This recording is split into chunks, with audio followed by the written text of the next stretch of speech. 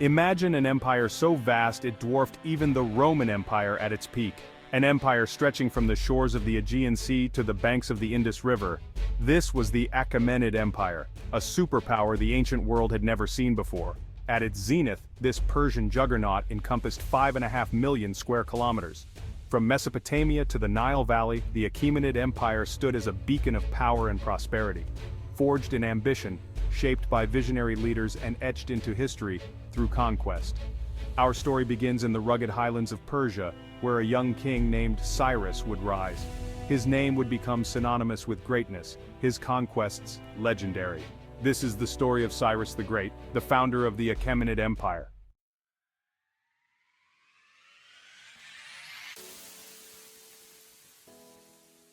Cyrus was no ordinary ruler. Born into a world of warring tribes and shifting alliances, he possessed a vision of uniting the Persian people under a single banner. His ambition was boundless, his determination unwavering. Through military genius and shrewd diplomacy, Cyrus rallied the Persian tribes to his cause. He understood that strength lay in unity. His charisma and leadership inspired fierce loyalty. In 550 BC, Cyrus challenged the Median Empire. The ensuing conflict set the stage for the rise of one of history's most enduring empires. Cyrus's victory marked the birth of the Achaemenid Empire. Cyrus's conquests were swift and decisive, marked by military brilliance and mercy towards the vanquished. He understood that true power lay in winning the hearts and minds of the conquered. The Lydian Empire, famed for its wealth, fell to Cyrus's armies. Then came the conquest of Babylon, a pivotal moment in ancient history. Instead of brutality, Cyrus entered Babylon as a liberator. He freed the captive Jews, earning respect far beyond his borders. The Cyrus cylinder stands as a testament to his vision of tolerance and respect. Cyrus's empire was a tapestry of cultures bound by a common system of governance.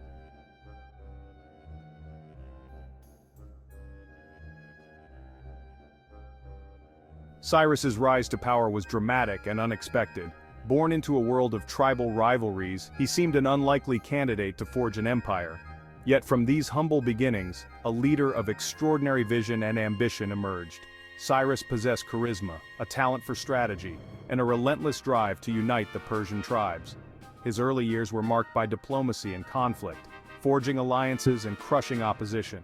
Step by step, victory by victory, he consolidated his power. It was a message that resonated deeply, setting the stage for the birth of an empire.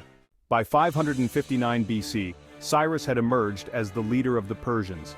His gaze extended beyond his homeland. To the west lay the Median Empire. It was a formidable obstacle. Under King Astyages, it was steeped in tradition and wealth. Its armies were vast, its coffers overflowing, yet cracks had begun to appear. Internal strife simmered. Cyrus understood the importance of intelligence. He cultivated alliances. He promised them freedom. When the time was right, Cyrus struck. His armies, though smaller, were united. The Persians fought with ferocity. The balance of power was about to shift. The Median Empire would soon fall.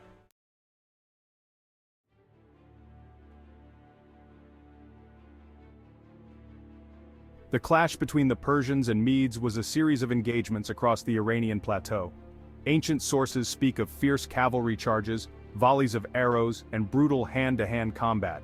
Cyrus's forces faced a massive Median army led by Astyages himself. The Persians, outnumbered but not outmatched, fought with discipline and ferocity. The Battle of Pasargadae was a decisive victory for the Persians. Astyages, defeated and humiliated, was captured, and his empire lay in ruins. A new power had arisen in the east, reshaping the political landscape. With the fall of the Median Empire, Cyrus found himself ruler of a vast realm. The Persian Empire now stretched from the Zagros Mountains to Lydia. It was a momentous achievement. Cyrus was not content to rest on his laurels. His gaze turned towards the wealthy kingdoms beyond his borders. The spoils of victory were sweet. The Persian treasury overflowed with wealth. Tributes flowed in from vassal states. Yet, amidst the celebrations, Cyrus never lost sight of his principles.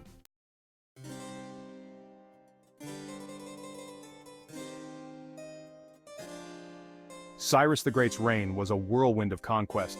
His successors inherited vast territories. Maintaining the empire required more than military might. Efficient administration was crucial. This led to the satrapy system. Provinces were ruled by satraps. Satraps managed their regions autonomously. They collected taxes and raised armies. The king relied on inspectors for loyalty. This system maintained order and stability. The Achaemenid Empire thrived. The success of the Achaemenid Empire was not solely due to its military prowess. It was also a testament to its rulers' understanding of infrastructure. Among the most impressive feats was the Royal Road. This marvel facilitated the rapid movement of troops, messengers, and traders. The Royal Road symbolized the empire's power and interconnectedness.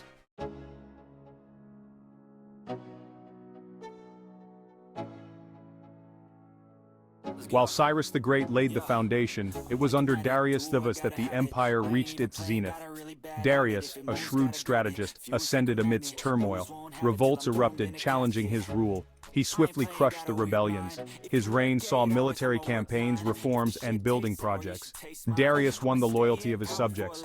He refined the satrapy system and standardized measures. He introduced a unified currency. Darius expanded the Royal Road. The Achaemenid Empire became a model of efficiency. Darius's ambition extended beyond his vast empire. His gaze fell upon the Greek city-states to the west. In 492 BC, Darius launched his first campaign against the Greeks. This invasion ended in failure. Undeterred, Darius launched a second invasion in 490 BC. The Persians landed at Marathon. The Athenians met the Persians in battle. The Battle of Marathon was pivotal. The Athenians routed the Persian forces. The defeat at Marathon was a blow to Darius's pride.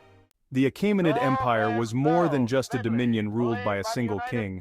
It was a vibrant tapestry of numerous cultures, languages, and beliefs.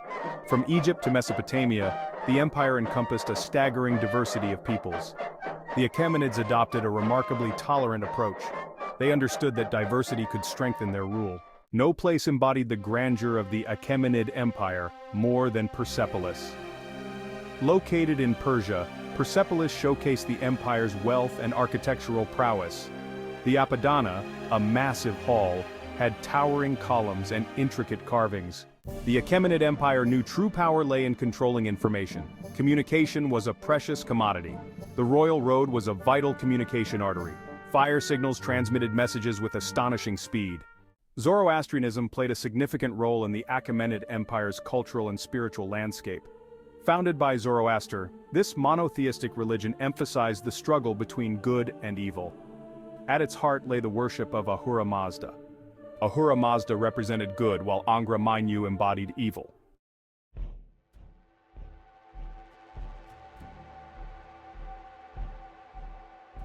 The Achaemenid Empire, for all its grandeur, was not immune to history. By the late 5th century BC, cracks had begun to appear. Internal strife and costly wars strained the empire. Tax burdens grew, sparking resentment. Ambitious satraps asserted independence. Renewed conflicts added pressure. Greek city-states resisted Persian subjugation. The Greco-Persian Wars drained resources. Rebellious provinces challenged authority. The seeds of decline were sown. Section 2. The weight of empire. Internal strife and external threats mounted. The vast size became a logistical nightmare. Communication grew difficult. The satrapy system faltered. Revolts became frequent. The empire teetered on the brink.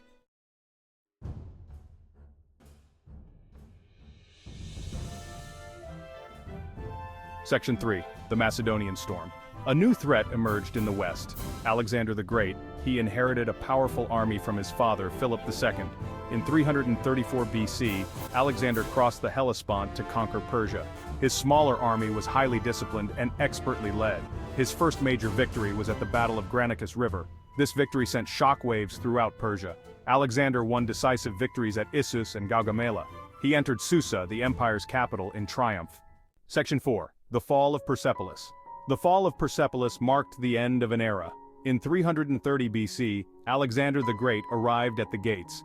Some accounts claim Alexander ordered the city burned in a rage, marking a turning point in history. His victory ushered in the Hellenistic period.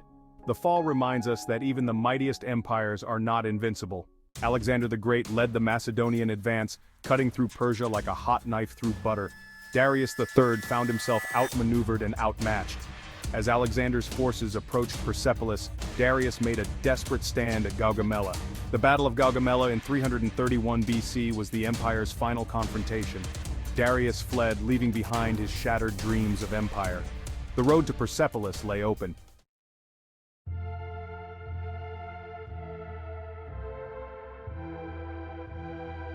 The fate of Persepolis, once the jewel of the Achaemenid Empire, remains debated among historians.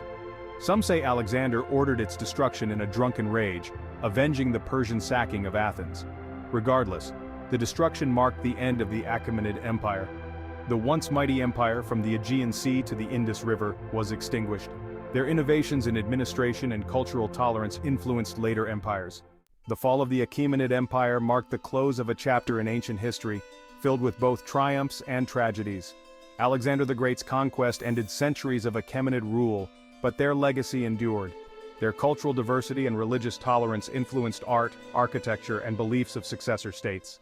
Even today, millennia after its fall, the Achaemenid Empire captivates our imaginations. The ruins of Persepolis, Susa, and Pasargadae stand as silent witnesses to the empire's former glory. Their weathered stones whisper tales of kings and conquerors. The story of the Achaemenid Empire reminds us that even the mightiest empires fall, yet the Persians' legacy testifies to human ingenuity and ambition. As we marvel at Persepolis, we are reminded of the interconnectedness of human history.